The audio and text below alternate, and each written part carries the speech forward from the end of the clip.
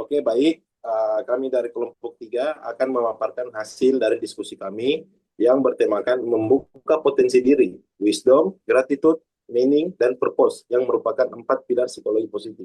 Nah, sebelum masuk ke pemaparan hasil materi, saya sendiri akan mengenalkan dulu anggota-anggota kelompok 3, di mana yang pertama adalah saya sendiri, Nanu Gustavo, ada Kak Nurul Fajrani, ada Kak Muhammad Ikramullah, ada Kak Andi Binazir Alam, dan ada Kak Syahyani Wardania.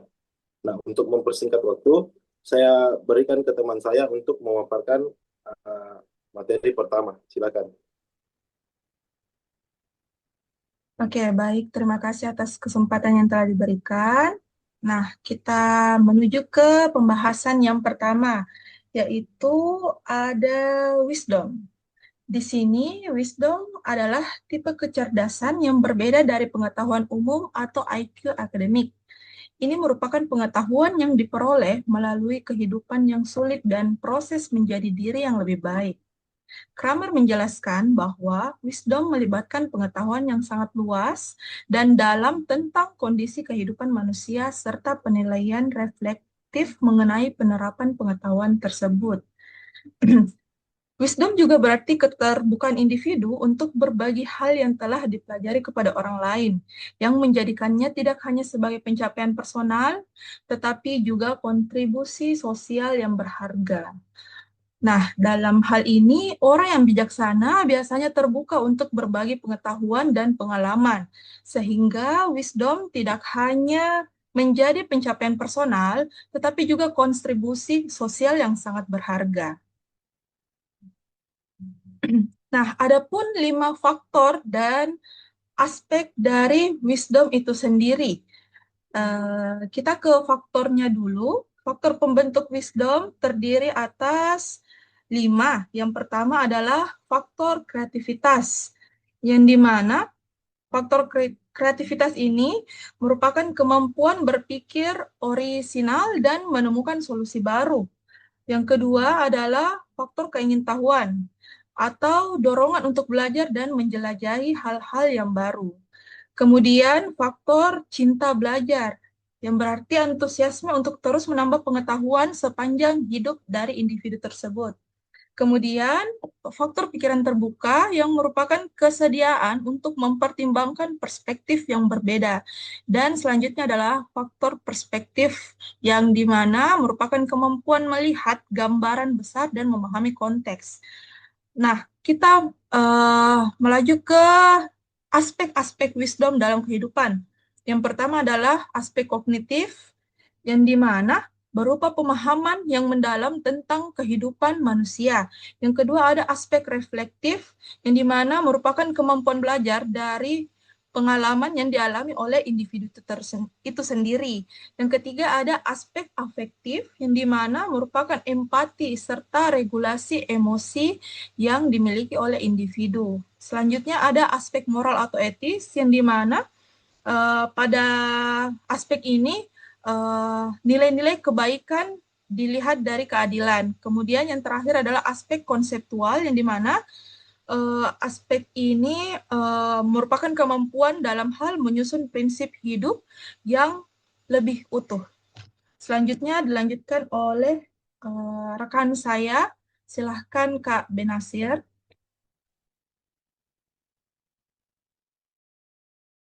Ya, baik. Terima kasih Fahira atas kesempatan diberikan. Di sini saya akan membahas terkait dengan dampak positif wisdom bukti dari penelitian. Uh, ada 3 penelitian yang membahas terkait dengan wisdom. Yang pertama yaitu uh, peranan wisdom terhadap quality of life remaja. Nah, hasil penelitian itu menunjukkan bahwa wisdom itu berkontribusi sebesar 28,3% terhadap peningkatan kualitas hidup atau quality of life remaja. Wisdom di sini membantu remaja mengelola emosi dan menemukan solusi efektif untuk permasalahan mereka. Nah, dengan demikian remaja yang dapat memperoleh wisdom akan diikuti dengan kualitas hidup yang dirasakan. Wisdom sangat diperlukan karena remaja yang mempunyai wisdom diprediksi dapat mengelola emosi dan mencari solusi permasalahan yang dialami. Nah, selanjutnya ke penelitian kedua yaitu pengembangan kebijaksanaan berkat lingkungan keluarga.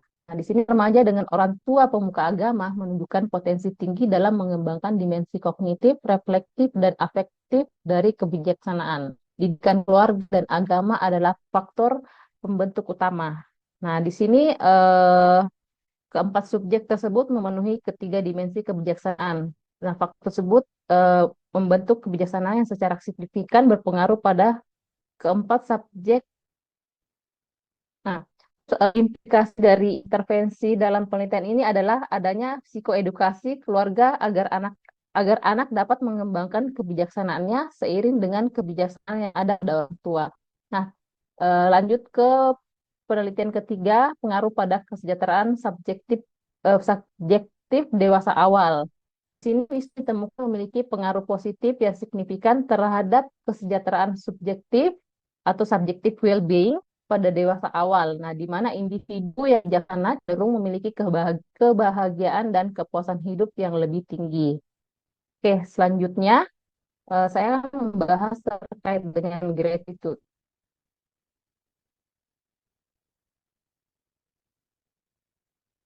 Oke, baik. Nah, di sini gratitude itu lebih ke emosi positif dan transformatif. Gratitude sendiri merupakan bentuk emosi positif dalam mengekspresikan kebahagiaan dan rasa terima kasih terhadap segala kebaikan yang diterima. Itu menurut Selman. Nah, individu yang bersyukur karena menyadari bahwa dirinya banyak menerima kebaikan, penghargaan, dan pemberian baik dari Tuhan, orang lain, dan lingkungan sekitarnya. Nah, hal ini mendorong individu untuk membalas, menghargai, dan berterima kasih atas segala sesuatu yang diterimanya dalam bentuk perasaan, kataan, dan perbuatan. Gratitude itu bukan hanya perasaan sesaat. Baik, saya serahkan ke pemateri selanjutnya. Silakan dibahas mengenai faktor-faktor yang ada pada gratitude. Silakan. Baik, terima kasih Kak. Saya akan membahas terkait faktor-faktor pembentuk dan aspek dari gratitude. Nah, sebelumnya telah dijelaskan oleh rekan saya bahwa gratitude itu adalah kesadaran dan penghargaan terhadap hal-hal baik yang kita terima. Nah, adapun faktor pembentuk dari gratitude ini yang pertama yaitu faktor kognitif. Nah, Seligman percaya bahwa gratitude ini dipengaruhi oleh bagaimana individu menafsirkan pengalaman hidupnya. Orang yang terbiasa melihat sisi positif dari peristiwa, bahkan dalam eh, kesulitan, lebih mudah merasakan syukur. Nah, Seligman juga menjelaskan bahwa gaya berpikir optimis itu dapat berpengaruh dengan dapat memperkuat rasa syukur. Nah, yang kedua itu faktor emosional. Gratitude erat kaitannya dengan kemampuan individu merasakan dan mengelola emosi positif. Individu dengan tingkat positif afek yang tinggi cenderung lebih sering merasa berterima kasih. Sebaliknya, apabila emosi negatif yang mendominasi seperti marah, iri, itu bisa menghalangi munculnya gratitude. Nah, yang ketiga itu faktor relasi sosial. Nah, gratitude juga sering muncul dalam konteks interaksi sosial. Nah, Seligman ini menekankan bahwa hubungan yang hangat, suportif, dan penuh percaya itu dapat meningkatkan kecenderungan seseorang untuk bersyukur. Misalnya, ketika seseorang menerima dukungan emosional eh, seperti bantuan dari orang lain, nah individu itu cenderung eh, apa ya? Dia cenderung mau juga melakukan itu kepada orang lain. Seperti itu. Nah, yang keempat yaitu faktor spiritual. Menurut Seligman, gratitude juga terkait dengan eh, pencarian makna hidup dan keterhubungan dengan sesuatu yang lebih besar daripada dirinya. Spiritual, nilai, dan keyakinan dapat memperdalam rasa syukur karena individu dapat melihat kebaikan bukan hanya sebuah kebetulan, tapi juga bagian dari makna atau anugerah yang lebih luas. Kemudian yang kelima yaitu faktor kebiasaan dan latihan syukur. Em, Gratitude ini dapat diperkuat ketika kita terus melatih. Nah, salah satu caranya itu dengan dengan menulis journaling gratitude letter kayak gitu. Nah, faktor kebiasaan ini sangat penting karena dengan berlatih secara konsisten, seseorang dapat menginternalisasi rasa syukurnya sehingga menjadi bagian dari kepribadiannya. Kemudian aspek dari gratitude ini ada 5. Yang pertama yaitu kesadaran akan kebaikan. Di sini gratitude dapat berawal dari kesadaran akan hadirnya kebaikan dalam hidup seseorang. Nah, individu yang bersyukur mampu mampu memperhatikan dan mengakui hal-hal positif yang terjadi, baik dari pengalaman kecil yang ditemuinya di kehidupan sehari-hari maupun peristiwa besar. Nah, kesadaran ini membuat individu tidak tidak terjebak dalam hal negatif, tetapi lebih fokus pada keberkahan dan pengalaman positif yang dia alami. Yang kedua yaitu penghargaan atau apresiasi. Nah, aspek ini itu merasakan dan mengekspresikan rasa terima kasih yang tulus atas kebaikan yang telah dia terima. Nah, dengan menghargai niat baik bukan hanya hasilnya, tapi individu juga dapat merasakan emosi positif yang lebih dalam serta meningkatkan ikatan emosional dengan memberi kebaikan, menebar kebaikan juga kepada orang lain. Yang ketiga yaitu atribusi kepada sumber eksternal. Nah, dalam gratitude terdapat kesadaran bahwa kebaikan yang diterima bukan sepenuhnya hasil dari diri sendiri. Seligman menjelaskan juga bahwa rasa syukur itu melibatkan pengakuan bahwa ada faktor eksternal dari orang lain, bahkan dari Tuhan yang turut berperan dalam menghadirkan pengalaman positif. Nah, aspek ini menumbuhkan kerendahan hati dan memperluas rasa keterhubungan dengan dunia sosial maupun spiritual. Kemudian yang keempat itu ekspresi gratitude. Nah, ini menjelaskan bagaimana gratitude idealnya itu tidak hanya dirasakan, tapi juga dapat diekspresikan. Seligman mengembangkan intervensi psikologi positif seperti gratitude letter yang menunjukkan bahwa mengekspresikan rasa syukur itu dapat meningkatkan kebahagiaan dan memperkuat hubungan sosial. Nah, ekspresi ini bisa berupa ucapan, tindakan, atau sikap menghargai orang lain. Kemudian yang kelima, transformasi menjadi sikap hidup. Nah, aspek ini itu menjadikan gratitude sebagai sikap hidup. Jika syukur sudah terinternalisasi, individu akan memandang bahwa kehidupan melalui lensa positif itu lebih optimis dan lebih resilient terhadap tantangan. Nah, gratitude dalam hal ini bukan hanya emosi sesaat, melainkan juga bagian dari kekuatan karakter yang secara konsisten berkontribusi terhadap kesejahteraan psikologis jangka panjang. Selanjutnya,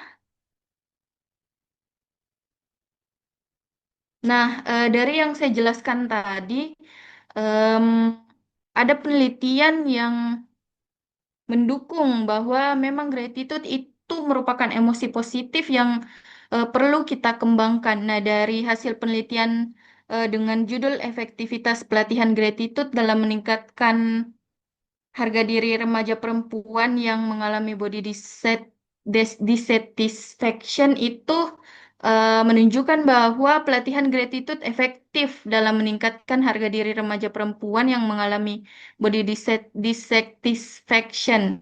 Nah, penelitian lainnya dengan judul penerapan gratitude journal untuk meningkatkan self acceptance pada wanita single parents itu hasilnya adalah gratitude journal memang dapat meningkatkan self acceptance pada wanita single parents. Nah, penelitian lainnya dengan judul peran gratitude untuk meningkatkan subjective well-being pada mahasiswa itu hasilnya menunjukkan bahwa peran rasa syukur dapat meningkatkan kesejahteraan subjektif siswa. Nah, salah satu cara efektif untuk meningkatkan kesejahteraan mental siswa dari penelitian ini adalah dengan mengajarkan mereka untuk berterima kasih. Selanjutnya akan dijelaskan oleh rekan saya. Baik, terima kasih atas kesempatannya. Kali ini saya akan menjelaskan mengenai meaning atau kompas batin kehidupan. Nah, dalam psikologi positif sendiri, meaning atau makna hidup dipandang sebagai salah satu elemen penting dalam kesejahteraan psikologis. Seligman pada tahun 2011 dalam model PERMA menempatkan makna atau meaning sebagai aspek utama yang memberikan arah dan nilai dalam hidup. Nah, makna hidup atau meaning bukan hanya perasaan bahagia, melainkan keterhubungan dengan sesuatu yang lebih besar seperti keluarga, komunitas, maupun spiritualitas.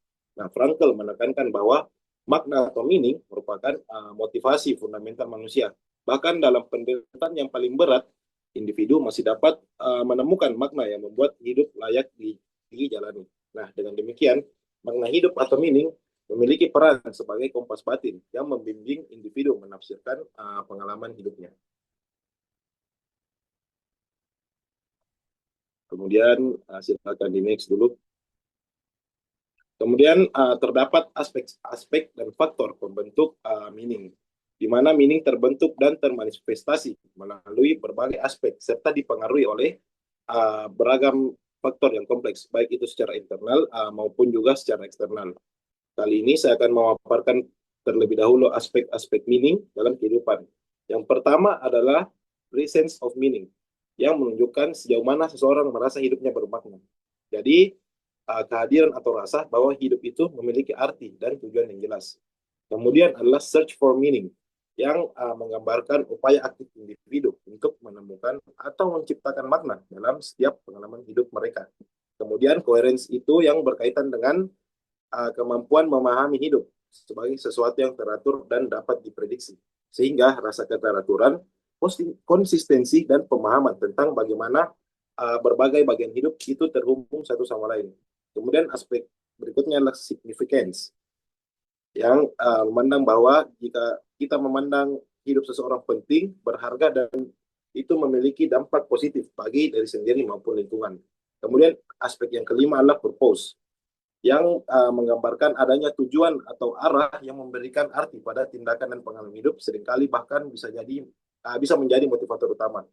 Kemudian faktor-faktor yang membentuk meaning atau makna hidup. Faktor pertama adalah pengalaman hidup, di mana peristiwa penting, tantangan, dan pembelajaran dapat membentuk pandangan individu tentang dunia dan diri mereka. Kemudian nilai dan spiritualitas, di mana sistem kepercayaan, prinsip moral, dan hubungan dengan dimensi spiritual atau transenden dapat memberikan arah dan panduan dari individu itu sendiri.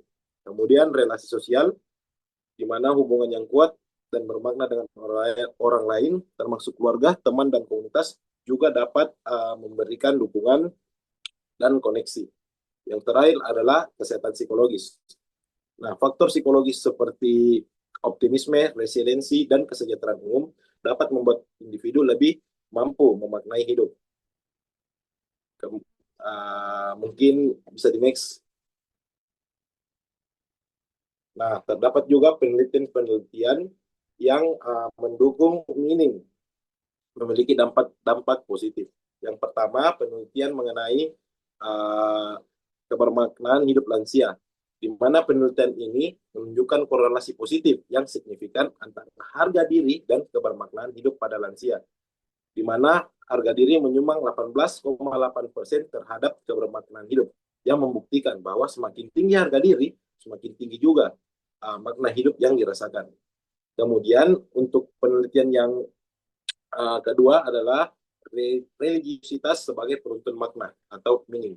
Nah, studi pada mantan narapidana kasus pembunuhan mengungkap bahwa pencapaian makna hidup melibatkan fase penderitaan, penerimaan diri, penemuan makna, realisasi, dan apresiasi, di mana religiositas itu memiliki peran yang krusial dalam membentuk pemikiran dan perilaku mereka menuju kebermaknaan. Nah, untuk penelitian yang ketiga mengenai makna pandemi, hidup bersih dan kebersamaan, di mana penelitian ini selama pandemi COVID-19 mayoritas responden memaknai situasi ini sebagai momentum untuk memulai hidup bersih, berkumpul dengan keluarga, dan mendekatkan diri kepada Tuhan. Sehingga dapat dilihat ini menunjukkan kapasitas individu dalam menemukan makna positif dalam kondisi yang krisis. Baik, itu saja tentang meaning. Untuk materi selanjutnya saya serahkan ke pemateri selanjutnya. Baik, terima kasih. Saya akan melanjutkan ke bagian purpose atau orientasi masa depan yang bermakna. Purpose sendiri itu dipahami sebagai orientasi jangka panjang yang memberi arah dan konsistensi pada tindakan, kurang lebih menjadi guide yang ditentukan oleh masing-masing individu dalam menjalani kehidupan. Terus menyebut McLean dan Kesden pada tahun 2009 menyebutnya sebagai sistem yang menjaga kesehatan psikologi karena memberikan motivasi dan arah yang berkesinambungan. Sedangkan Reeve pada tahun 89 menempatkan purpose in life sebagai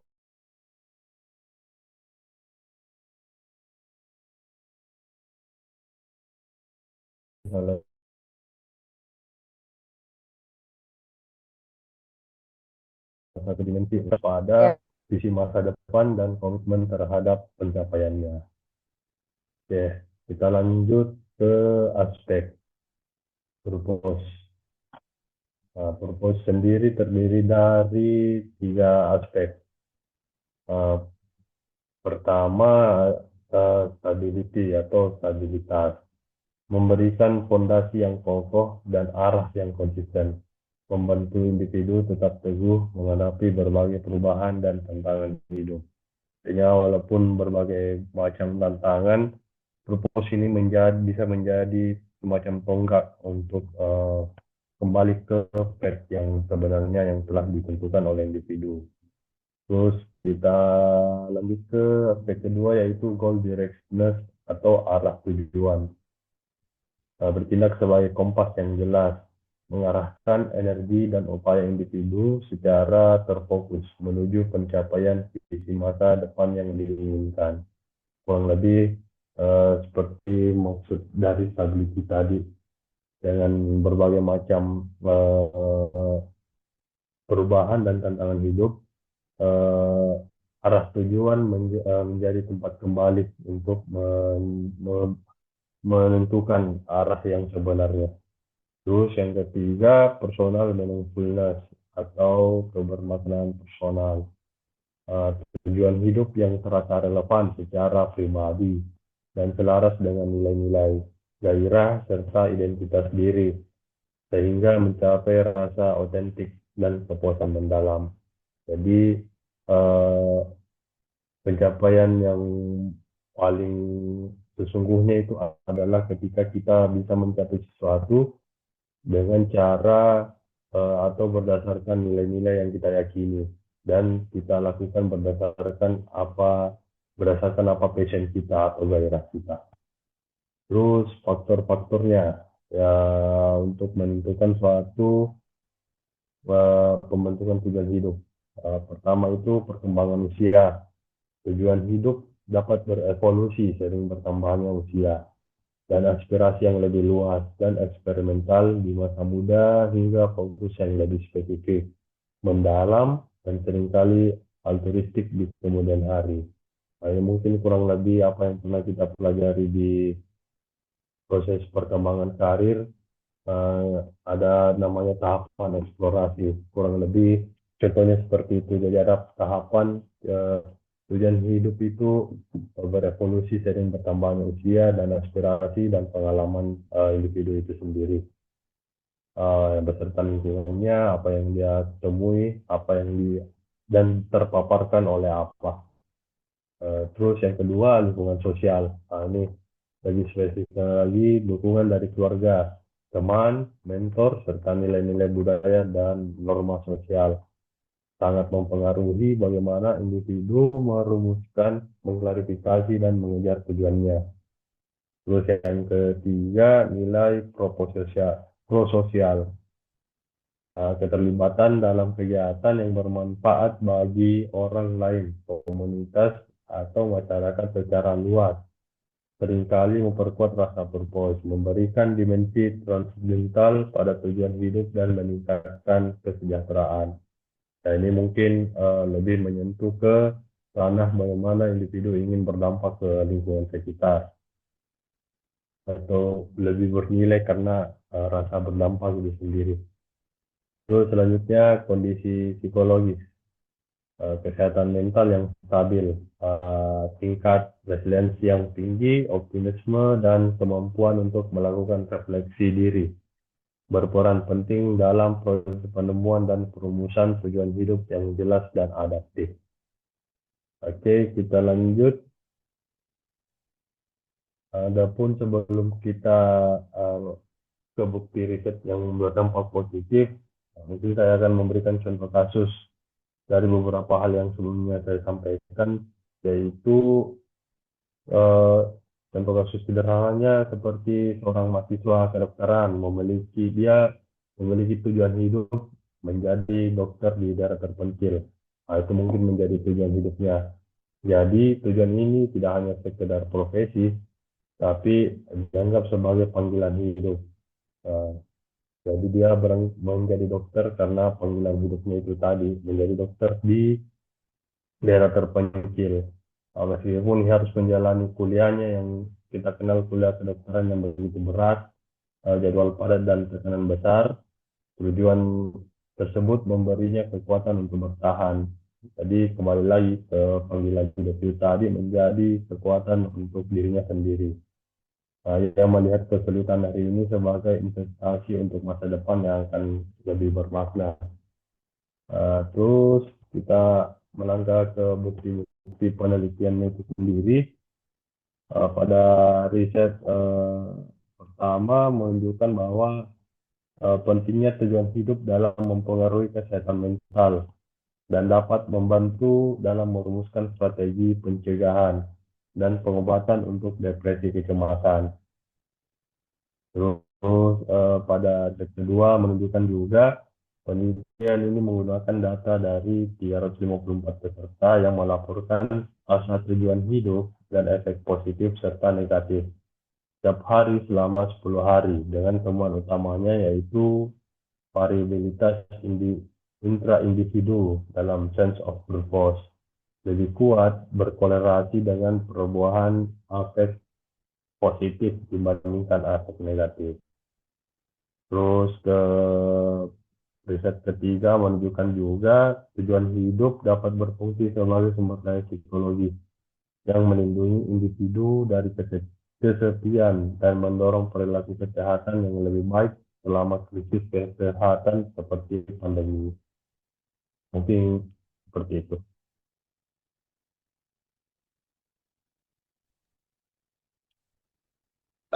Baik. Nah, sebagai penutup, mungkin saya dapat simpulkan bahwa wisdom, gratitude, meaning, dan purpose adalah pilar penting dalam membangun psychological well-being. Keempatnya saling melengkapi, memberi arah, makna, dan kekuatan untuk menghadapi tantangan hidup.